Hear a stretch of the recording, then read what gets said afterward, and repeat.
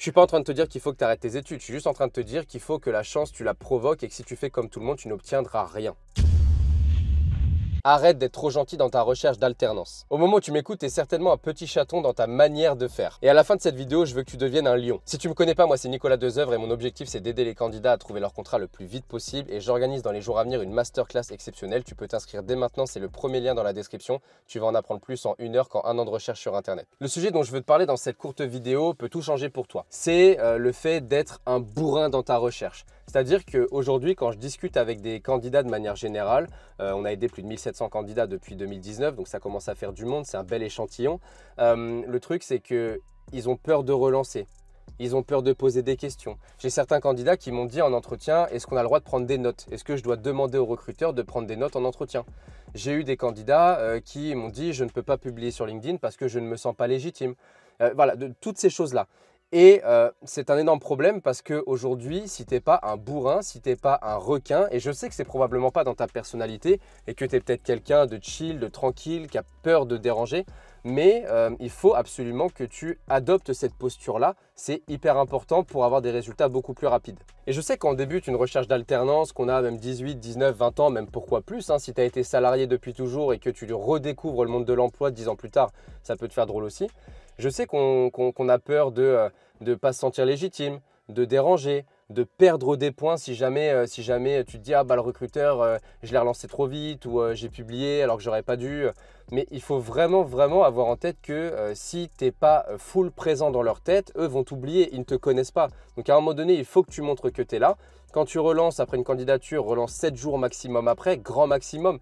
Publie sur LinkedIn, les gens tu ne les connais pas et ce soir même ils se rappelleront même plus de toi, donc tu n'en as rien à cirer, publie. Si tu sais pas quoi publier, regarde sur ma chaîne, j'ai plein de vidéos là-dessus, j'ai une playlist LinkedIn. Même chose pour les relances, j'ai énormément de contenu aussi sur la chaîne. Mais vraiment arrête de t'excuser tout le temps, prends les choses en main, prends les devants, envoie des candidatures spontanées, relance, va toquer à la porte, publie sur LinkedIn, provoque la chance. Parce que si tu fais comme postuler aux offres en ligne sur Indeed, Monster, etc. comme 99% de tes concurrents, que tu attends que les alertes Google que tu as bien placées t'envoient des emails et en plus la plupart du temps les offres qu'on t'envoie elles ne sont même pas cohérentes avec ce que toi tu veux. Commente cette vidéo si j'ai raison, mais j'en suis sûr. Mais derrière tu vas galérer. Et je vais te raconter une anecdote, moi ça je l'avais compris très tôt et dès 2017, moi je voulais travailler dans l'aéronautique absolument.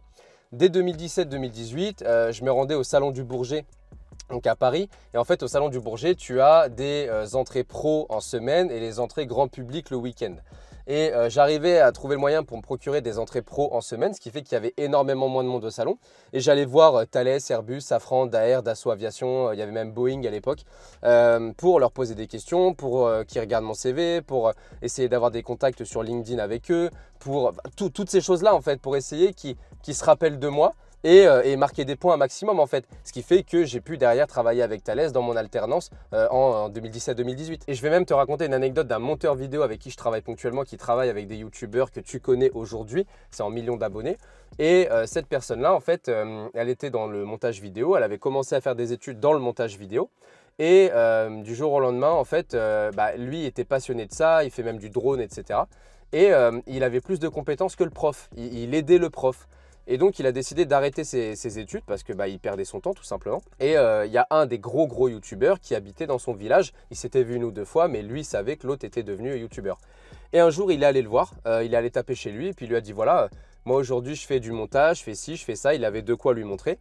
Je fais du drone et du coup, voilà, si tu veux, on bosse ensemble, on fait un test et puis si jamais ça te plaît, écoute, on collabore pour la suite. Le youtubeur en question avait un besoin à ce moment-là, il a accepté de faire un test avec le monteur. Ça s'est très bien passé et aujourd'hui ce monteur-là travaille avec les plus gros youtubeurs que tu connais. Il est invité à des événements automobiles par les plus grandes marques d'automobiles du monde aujourd'hui. Également sur de la Formule 1 quand il y a le Grand Prix notamment du côté de Monte-Carlo, Monaco, tout ça là. Et il n'est jamais allé au bout de ses études, il n'a même pas de diplôme, mais juste parce qu'il est allé taper à une porte à un moment donné. Ça lui a ouvert une porte, qui lui en a ouvert une autre, qui lui en a ouvert une autre. Après il bosse très bien, il fait du taf, il est sérieux. Il n'y a pas de secret. Je suis pas en train de te dire qu'il faut que tu arrêtes tes études. Je suis juste en train de te dire qu'il faut que la chance, tu la provoques et que si tu fais comme tout le monde, tu n'obtiendras rien. Mais de cette vidéo, il y a 2 choses que tu dois retenir. C'est que à faire comme tout le monde, tu n'obtiens rien. Et la deuxième chose, c'est que la chance, tu dois la provoquer. Si tu passes ton temps derrière ton ordi, que tu fais que postuler en ligne, que tu ne te rends pas à des salons, que tu fais pas de spontané, que tu fais pas de post LinkedIn, que tu vas pas rencontrer les gens, il va rien se passer. Unique, t'es d'accord? Ouais, il est d'accord. J'espère que ces 2 exemples vont t'inspirer. Pense à t'abonner encore une fois, à rejoindre la masterclass. Ça arrive dans les jours à venir. On va pas t'attendre. Et en attendant, je te dis à très vite pour une prochaine vidéo et arrête de t'excuser.